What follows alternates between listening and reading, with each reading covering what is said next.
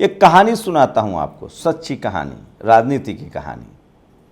2006 में 9 अक्टूबर को मान्यवर कांशीराम साहब का परिनिर्वाण होता है। लगभग 40 साल तक उन्होंने बहुजन राजनीति को तैयार किया था, साइकिल से भारत को नापा था, 412 सीट जीतने वाले राजीव गांधी को सड़क पर ला दिया था, बीपी सिंह प्रधानमंत्री बने, मंडल कमीशन लागू करवाया था और बाबा साहब को भारत रत्न देना पड़ा था। संसद में दलित राष्ट्रपति पहुंच गए थे, KR नारायणन साहब। दरअसल इन तमाम लोगों की चेतना जग चुकी थी और मान्यवर साहब ने नारा दिया था, जिसकी जितनी संख्या भारी उसकी उतनी हिस्सेदारी। नतीजा ये हुआ, 2007 के विधानसभा चुनाव में बीएसपी सुप्रीमो मायावती पूर्ण बहुमत की सरकार बनाती हैं। उसके बाद खेल शुरू हो गया मनु मीडिया का। कहा गया कि ये ब्राह्मणों की सरकार है, ब्राह्मणों की वोट से सरकार बनी है, ये सोशल इंजीनियरिंग की सरकार है। फिर क्या था, चारों तरफ गौरव गाथाएं गाने जाने लगी। मायावती जी की पार्टी बीएसपी, सब जानते थे कि दलित पिछड़े आदिवासियों की पार्टी है, गरीबों की पार्टी है। इससे पहले बीजेपी सबसे ज़्यादा मजबूत तरीके से कल्याण सिंह के नेतृत्व में काम कर चुकी थी, लेकिन टीवी अखबार ने इस बात की नैरेटिव सेट की और सतीश चंद्र मिश्रा का कद बहुत बड़ा हो गया। लेकिन बीएसपी सुप्रीमो मायावती, जो बहुजन आंदोलन से तप कर निकली थी, उन्होंने यूपी को सजाना और संवारना शुरू कर दिया।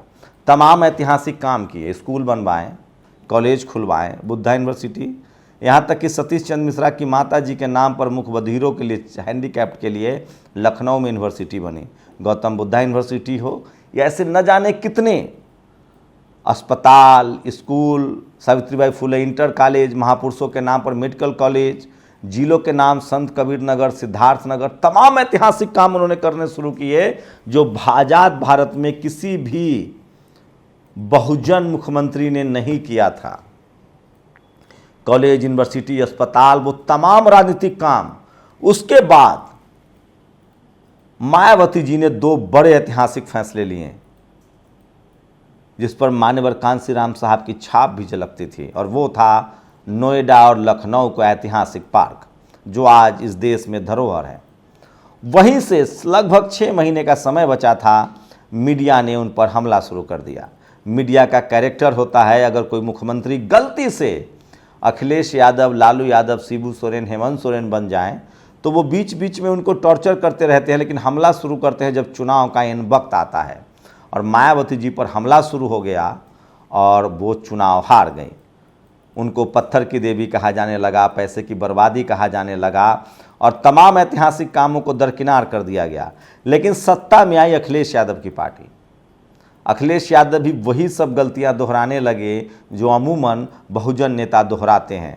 मायावती जी की पत्थरों पर मूर्ति चली, लेकिन एक काम अखिलेश यादव ने किया।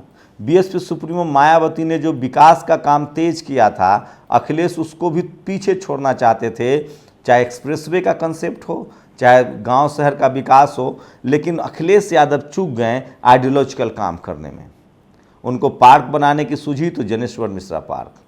आप ही बताइए, क्या उनको सवर्ण वोट कर रहा था? तो मायावती के ऐतिहासिक कामों से, बहुजन आंदोलन को जिंदा करने से मनुवादी नाराज थे, मनुवादी टीवी अखबार नाराज था, जातिवादी नाराज था।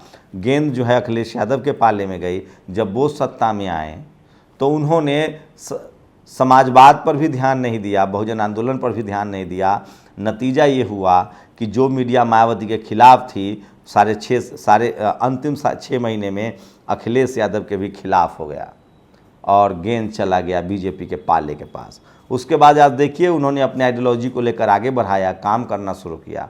अखिलेश यादव ने भी काम किया, मायावती जी ने भी काम किया। लेकिन सोचिए, मैं मीडिया की चोरी बता रहा हूँ। जो सवर्ण पहले बीएसपी को वोट देते थे, जो मीडिया ने बताया ब्राह्मणों ने बीएसपी को वोट दिया, उसी मीडिया ने फिर से बताया कि ठाकुरों ने और राजा भैया जैसे लोगों की तूती बोलने लगी, ठाकुरों ने सपा को वोट दिया है। सोचिए, मायावती जी से कुछ गलतियां भी हुई। उसी दौर में ददुआ का एनकाउंटर हो गया, जो पूरे कुर्मी बेल्ट को संभालता था, जो बीएसपी का एकदम ग्राउंड पर उनको मदद पहुंचाता था, वो ख़त्म हो गया। उतना ही नहीं हुआ, लगातार मायावती जी पर दबाव बनाया गया और बाबू सिंह कुशवाहा हों या कई उनके नेता मंत्री चाहे नसीमुद्दीन सिद्दीकी हों, उन लोग उनका साथ छोड़ते चले गए, उन सबको हटाया जाता रहा। मायावती बहुत स्ट्रिक्ट थीं, जैसे ही किसी पर भ्रष्टाचार का आरोप लगता था वो उसको बर्खास्त कर देती थी। यही गलती अखिलेश यादव ने भी दोहराया।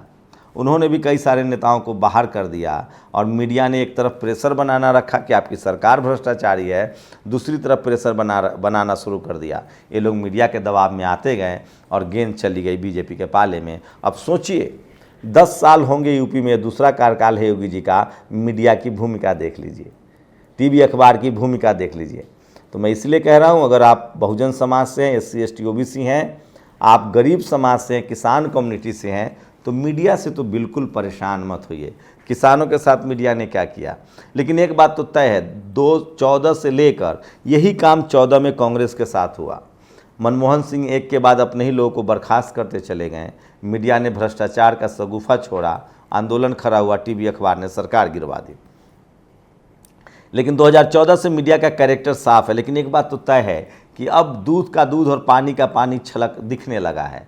मीडिया ने इतना तो कर ही दिया है कि इस देश के 90% लोगों को लग गया है कि टीवी अखबार, judiciary, media, bureaucracy, film, sports, वो तमाम अभिनेता, क्रिकेटर, फिल्म स्टार्स, खिलाड़ी जो यूपीए के सरकार के खिलाफ थे, उन सब लोग बीजेपी के खिलाफ कहीं से भी मुंह नहीं खोलने लगे। तो जातिवाद पर सबसे ज़्यादा चर्चा होने लगी जब सत्ता में बीजेपी आई।